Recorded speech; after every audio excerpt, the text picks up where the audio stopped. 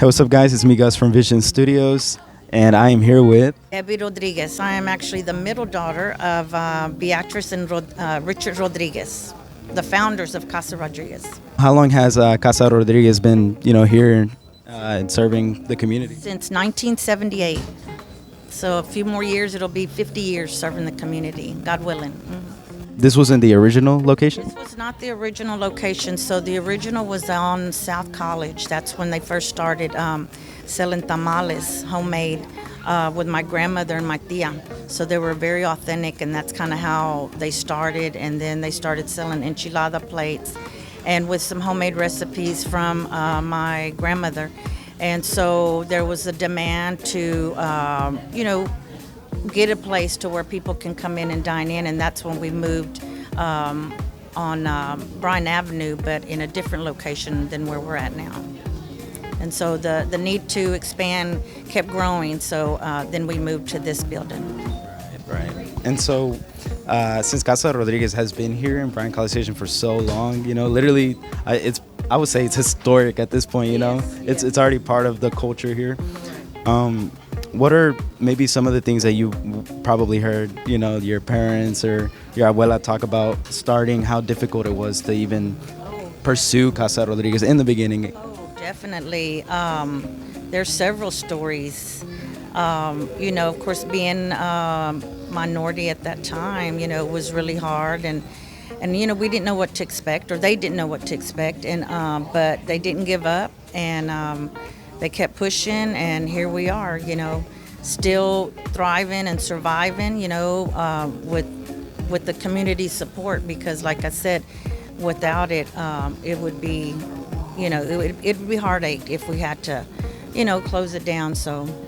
And I mean, one example of that too, of the community getting together, was when you guys had the Dine and Dash incident. Yes. And so I don't know, from your perspective, if you wanted to kind of touch on that on camera. So I guess, a lot of people think, some of these businesses, that the cameras don't work. Well, our cameras do work.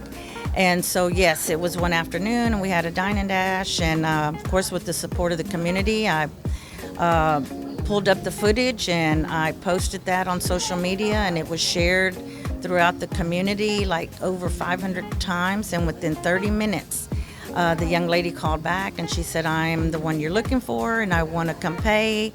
And I apologize, and I don't know why I did that." And so, of course, I gave her a lecture and told her she can't be doing that it's not good, and it's especially for mom and pops, it's not good in period. But she came in and she took care of it, and she wanted me to remove the post, and so I did. So, As just curious, and they might be curious too, has she ate here since then? I haven't seen her. At least since I've been here, I haven't seen her come back. So, but I know she was really embarrassed. She really was, because she didn't think or expect that response. I think she was more afraid of Rusty, because she said, "Oh my gosh, please, Rusty shared it, and can you remove it, because I don't want to lose my job." And I said, "Well, you should have thought of that before you did it." So, but I did remove it, and but no, I have not seen her yet. Oh, wow. Well, yeah, and I mean, that was a really good example of the local community kind of getting together. And Yeah, they don't like when somebody does something like that. The community will, they'll stick together, and they're going to get to the bottom of it, and we did. So. yeah. And so you did touch up on the parking, and it's funny, because even me pulling up to do this, I also had the impression, oh, they're full. The parking is not reflective of how filled up it is in here. What do you believe would fix that? I think the city, at one time, a few years back, talked about putting a parking garage on this end. And I guess they didn't expect, the growth moving so fast, because now we've got other businesses that have moved downtown. We've got a Department of A&M that is moving downtown. We have at the Verisco building, they're opening up a brewery. So that's several hundred more people and vehicles. And yes, it's been affected. It's affecting our daytime business, because there's no parking. Customers think that we're super packed, and that's not the case. So, I tell customers, please, look for parking, come see us, because my staff and of course the business depend on the community, so we need that support. For sure, yeah. So y'all support, y'all come by. Like the food is good, it's really good. And on the topic of food, how much has the food evolved, like on the menu throughout the years? Has it really changed a lot, or is it pretty much kind of the same? It's been consistent. There was a time there that it kind of fell off a bit, but we got back on track, and so we're actually our new menu's coming out here hopefully by the end of the week. And but the food is consistent. Customers love it. They know what they're going to get when they get here. And if it's not, they're the ones to let us know so we can correct it.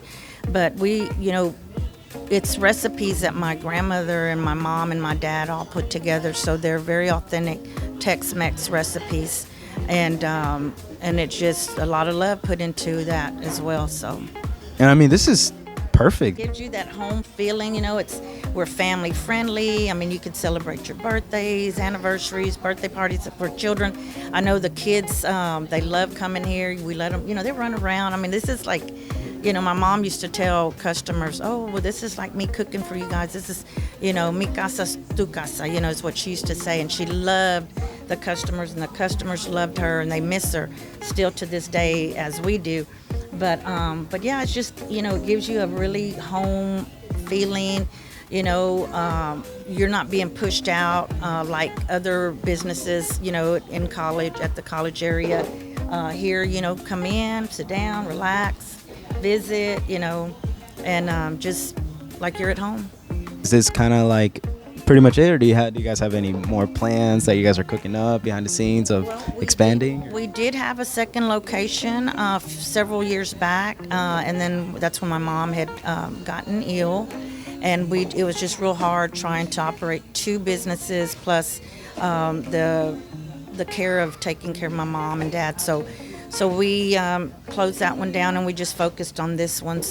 And people come from College Station, and they'll come down, and they have to, I guess, put it on their calendar, because they're like, yeah, we have to fit Casa right in when we're at home, because we want to make sure we come get some good Mexican food. So I'm thankful for that. No, yeah, for sure. It feels good to be here. And thank you so much for letting people hear your story as well. And I appreciate you guys coming out and including us in your podcast. And all this social media and everything, all these platforms help tremendously. So I appreciate you guys and the community. When you see this, share it. Please let customers know, hey, we've got to support local. Come downtown. Not only us, but there's several other great businesses and restaurants down here that we need to keep supporting. And it's real important, because when it comes time to the community asking for donations and for sponsorships, they come to the local businesses, and we always support them. And the big companies, you have to go through all the red tape to get something. So you guys have to consider that, and make sure you continue to support, so we're able to give back to your children and to the community. for sure. Thank you so much. Is there anything else you wanted to add, or you think we touched on anything or specific? Just that we don't, we're open all day. We do not close between 2 and 5. I know some of the restaurants downtown will close between 2 and 5, but we don't.